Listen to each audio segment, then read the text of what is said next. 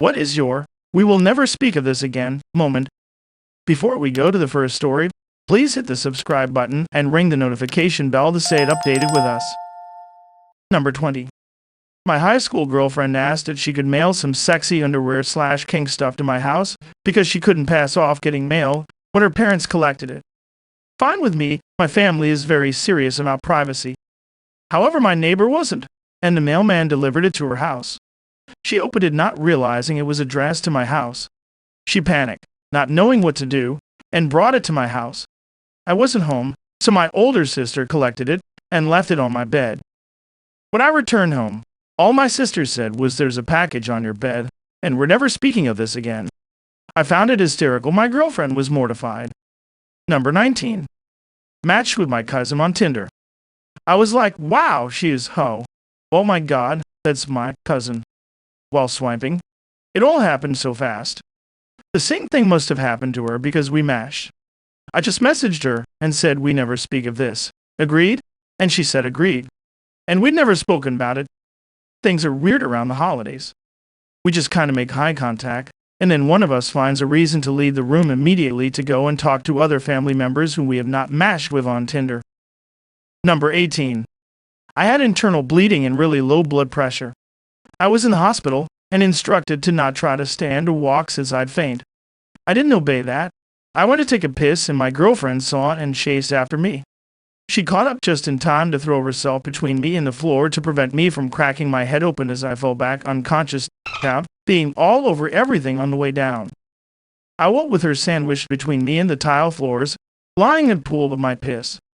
And that's actually the moment I realized I should marry that girl. I did. But that's not the story I told when someone asked, "What did you know she was the one?" Number 17. Well, me and the wife were out on the lake fishing, when all of a sudden I felt the rumbling in my gut. I was about to shit my pants. I looked around and noticed we were nowhere near a dock, and there was nobody else on the water. So I looked my wife in the eye and told her I was sorry and loved her very much. I then proceeded to hang my ass over the side of the boat and had the Hershey squirts. It was over quite quickly, thankfully. My wife passed me a few old receipts from her purse so I could wipe. She told me she still loved me and we kept on fishing. Edit. I'd like to clarify that we did indeed move to a different part of the lake when I finished. What kind of sicko do you take me for? Number 16. I follow a bunch of weird blogs/tags on Tumblr and was scrolling through my feed. I would usually hold /tab in 0.1 seconds if I was f***ing or whatever, but since I wasn't looking at any porn, I didn't bother to hide what I was doing, kept scrolling, then turned round, whilst still scrolling, to see my mom come in my room to put some laundry on a cabinet. Unbeknownst to me, right as she came in the room, on my screen was a huge picture of an erect horse stick. I have no idea why it was on the blog, since it was not a blog for horse or horse, and I did not intentionally look for horse or horseball, but it was right there, in the middle of the screen. If you looked in my direction, there's no way you didn't see horse. I don't know what she was looking since she was only in for a second, and we didn't really chat or whatever, but I am assuming my mom saw me looking at horse and thinks I like horse. I don't like horse, that there's never going to be an opportunity for me to weasel my way out of that situation. Number 15. Saw my friend's mom topless by accident. We don't talk about it. Was weird going to his house the next day. Could not make eye contact with her after that. Number 14. Was having quite rough sex with my ex-girlfriend, and we thought we were home alone, so she decided that she'd scream the house down with her moaning. Screams freak me, daddy, really loudly, and when we finish about 10 minutes later, we go to the bathroom to clean up, bump into her then 14-year-old brother on the landing, and made direct eye contact with him. He just looks at me oddly and grimaces at his older sister. I still cringe to this day. Number 13. In middle school, my crush's mom and my mom drove the exact same SUV with similar license plates. After school, one day I ran up, hopped in my mom's car, and started talking. When she didn't talk back and hadn't left the pickup line, I looked at her. She was not my mom. I looked to my right and my crush is standing outside the car looking at me like I was crazy. I sheepishly got out and ran a few cars back to my real mom. A few years later, I had moved back to the area and was a cashier at a local store. My crush came through the line and recognized me and started to say, "Weren't you that girl who?" Where I just interrupted with a yes, handed him his change and quickly started the next customer. Number 12. When my best friend died, we figured he would have liked his sky burial, kind of. So at the height of the funeral party, we released his ashes into the heavens with a giant balloon. After a few meters of flight, the string has snapped, and his remains covered the mourning crowd. Everyone made their best efforts to get very drunk as soon as possible. We will never speak of this ever. Number 11. My husband and I work at the same small office. We were the first ones in that morning, and other employees usually don't show up for another hour or so. There's only one bathroom on our floor as it's a small business. Anyway, I had just had some habanero spicy thing the day before, and I was in for some punishment home this particular morning. I'm talking doubled over, clutching your stomach, your farts or fire punishment. I hear a knock on the bathroom door, and I assume it's my husband. Hang on. I'm having habanero squirts. I'll be out as soon as I can. I groan out between awful spurting sounds. I hear a female voice awkwardly reply, "Ooh, okay. Sorry, Stacy, for pulling you in my terrible morning." Number 10.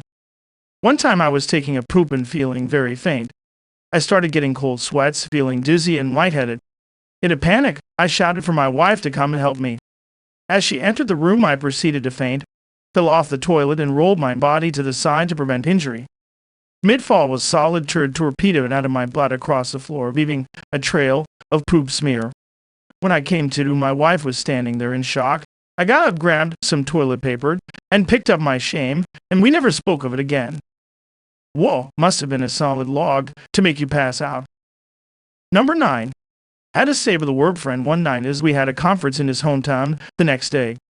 It was weird enough staying in his spare room, but to top things off, he had a fancy modern bathroom with a square toilet, which of course I'd blocked in the morning with a turd the size of Mount Fuji.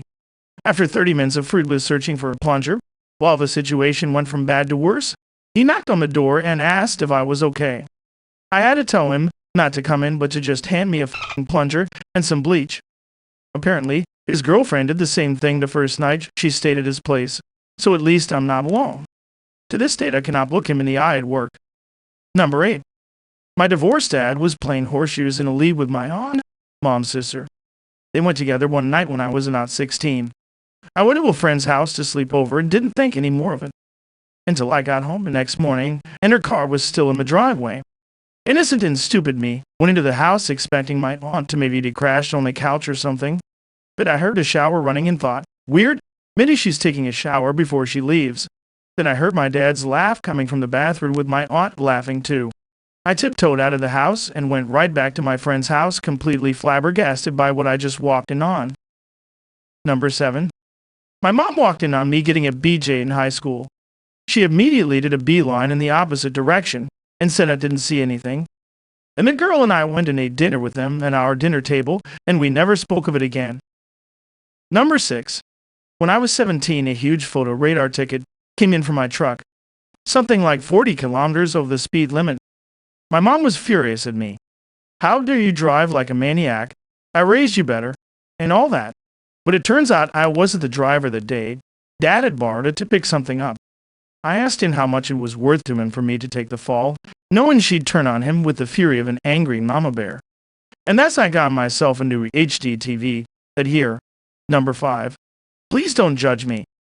One day, about 7 years ago or so, I went hiking with my sisters. It was fun but exhausting, so I decided to take a shower when we got back home. I was also in the mood for some extra stress relief, so I grabbed my flashlight and seeked it with me.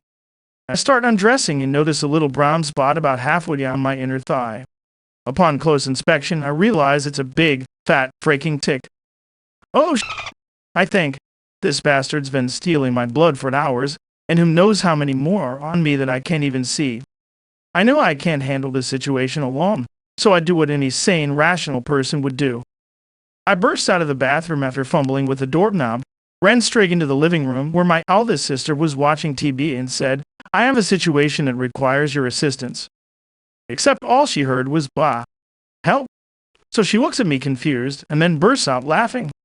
That was when I realized I was standing in the middle of the living room, completely naked. I cover my shame and run back to the bathroom to grab a towel. My sister stops laughing enough to come and check on me, and I finally managed to put into words that I have a tick and need help removing it, as well as checking for more. My mom hears all the racket and starts coming out of her room to see what's what. At the same time, my sister looks me dead in the eye, with the kind of face that just screams, "You're a goddamn moron," as she quickly and elegantly grabs my flashlight off the bathroom counter and chucks it into the cabinet under the sink right before my mom turns the corner. She ended up helping get rid of the tick and check for more, obviously trying very hard not to laugh, while I just sat there in silent misery. Afterward, I beg her to never mention this to anyone. I threw my flashlight away later that week on garbage day so nobody else would see it. My sister passed away a couple days ago from an overdose that we believe was a suicide. Oddly enough, this is my favorite memory of her, despite how embarrassing it is, although I'll never be able to share it with the rest of my family. Number 4. My mom told me her Hitachi wand was a back massager. It disappeared when she found out I used it as one. Edit. I used it as a back messenger. It didn't work very well as one. Me and my friend were brushing our teeth in her mom's bathroom as she pulled out her mom's vibrator, saying it was a back massager.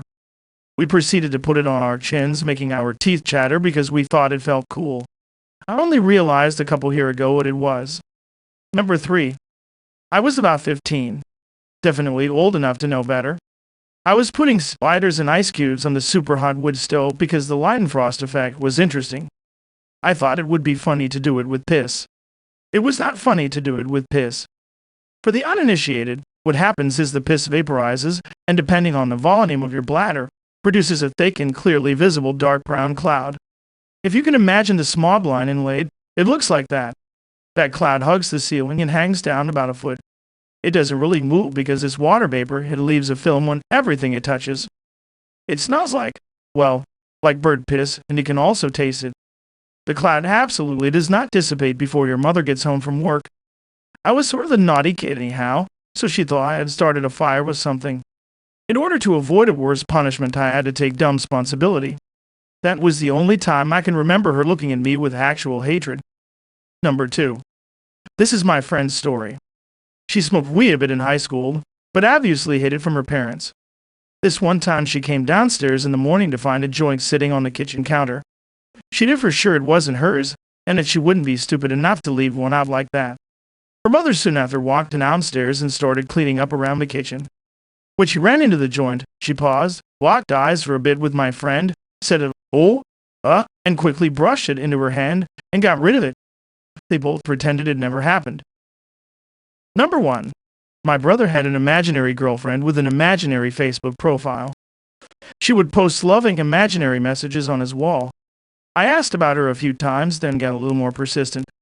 After a while, I got suspicious and did an image search for her photos. They were for another person in another country. Also, no one ever saw the imaginary girlfriend. If someone asked me about her after seeing her loving Facebook exchanges, I would kind of imply that we'd met to spare my brother and myself embarrassment. Eventually, he stopped talking about the imaginary girlfriend, and she stopped posting imaginary things. I will never ask what happened to her. I'm pretty sure he will never mention her again. She's still on Facebook. And that's all the 20 best story of We Never Speak of This Again moments. If you have a similar story, let us know in the comment below.